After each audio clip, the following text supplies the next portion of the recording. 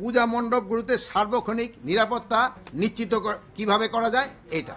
এই স্বেচ্ছাসেবকদের সংখ্যা কমের পক্ষে রাত্রে 3 জন, দিনে 2 জন।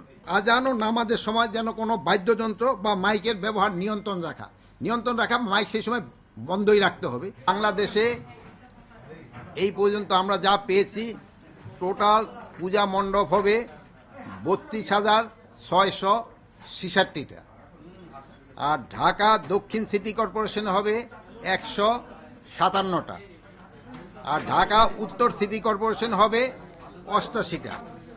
তা আপনারা সবাই জানতে চেয়েছিলেন যে আমরা এখানে কি কি সিদ্ধান্ত নিয়েছি।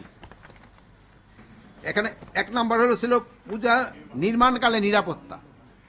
যেহেতু আমাদের নিরাপত্তাটা শুরু হবে পূজা মণ্ডপে নির্মাণ যেসব শুরু হয়ে যায় সেই সময় থেকে।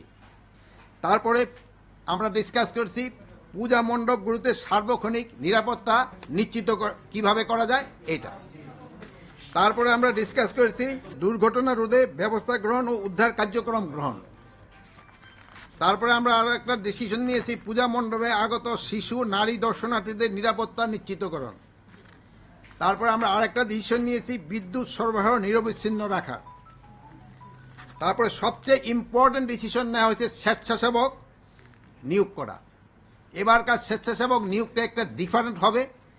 স্বেচ্ছাসেবক বাংলাদেশের যে কোনো নাগরিকের থেকে নিয়োগ করা হবে এবং এই স্বেচ্ছাসেবকদের টাইমও দেওয়া যাবে।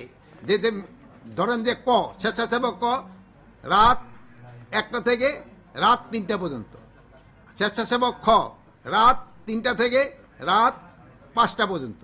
এবং এই স্বেচ্ছাসেবকদের সংখ্যা কমের পক্ষে রাত্রে 3 জন, দিনে 2 জন, এটা করতে হবে। এ ব্যাপারে এই ভাই আমাদের সাথে সম্পূর্ণভাবে রাজি হয়েছেন এবং উনি আমাদের কাছে লিস্ট দিয়েছেন। যদি স্বেচ্ছাসেবক ঠিক মতো পারফর্ম না করে তবে আমরা কিন্তু এই ভাইকেই ধরব। এটার জন্য উনিই দায়ী যেন কোথাও কোনো যানজট না হয়। কিছু কিছু রাস্তাঘাটও যেন পূজা মণ্ডপে যেন দর্শনার্থীরা ভালোভাবে যেতে পারে, এই জন্য রাস্তাঘাটও কিছু সংস্কার করা দরকার হবে, ওইগুলিরও ব্যবস্থা গ্রহণ করা হবে।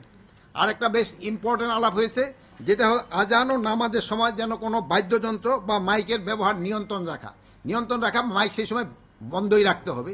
এটাও ভাই আমাদের সাথে এগ্রি করছে।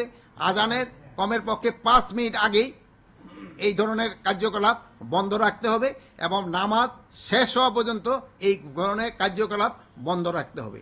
আর ভাই আমার সাথে আরও এগ্রি করছে এরা সবাই, যে অনেক সময় দেখা যায় যে একটা বাদ্যযন্ত্র রেখে দিল, আজান হইতেছে, হয়তো ওই যান্ত্রিক ওখানে নাই বা অন্য জন্য এসে একটা শুরু করে দিল।